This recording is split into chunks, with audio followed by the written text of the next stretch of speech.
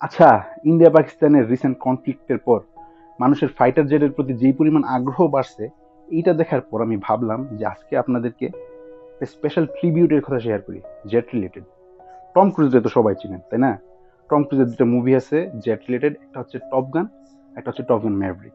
Top গান Maverick মুভিতে ওর যে ব্যাচমেট আইসম্যান, ওর ফিউনারেলে, কারণ আইসম্যান একজন এভিয়েটর ছিল, ওর ফিউনারেলে চারটা ফাইটার জেট আমি দেখি মানে সমান্তরালি প্যারালি উড়ে যায়, হঠাৎ করে একটা বিমান আকাশের দিকে ফরমেশন ছেড়ে উপরের দিকে উঠে যায়। এইটা দেখার পর আমি ভাবলাম কি রে ভাই, এটা কি কোনো মানে ফ্লাইং ডিফল্ট নাকি এক্সট্রা ড্রামাটিক্যাল কিছু? এটা জানার না একটু কিউরিয়াসিটি জাগে। তারপর একটু ঘাটাঘাটি করার পর আমি একটা খুব ইন্টারেস্টিং জিনিস জানলাম।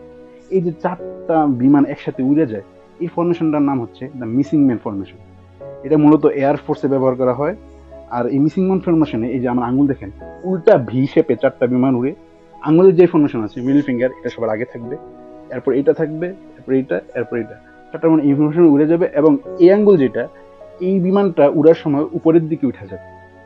এইটা জানা মানে এই উপরের দিকে ওঠার যে কৌশল বা যে ট্রিবিউটটা বোঝায় যে সেই মানে যে ডিয়ার ফলেন কমরেড অথবা ফলেন হিরো, যে পাইলট আর কি, এভিয়েটর যে মারা গেছে, সে আসলে দুনিয়া ছাইরা প্যারাডাইজের দিকে চলে যাচ্ছে। এই যে খুব সিম্বলিক একটা জিনিস রিপ্রেজেন্ট করে কিন্তু এটা। দ্বিতীয় বিশ্বযুদ্ধের পর প্রথম এই প্র্যাকটিসটা শুরু হয় রয়্যাল এয়ারফোর্স দ্বারা। এরপর ইউকে, ইউএসএ এন্ড ন্যাটোভুক্ত যে দেশগুলো আছে, এই ট্রিবিউটটা তারা প্র্যাকটিস করে।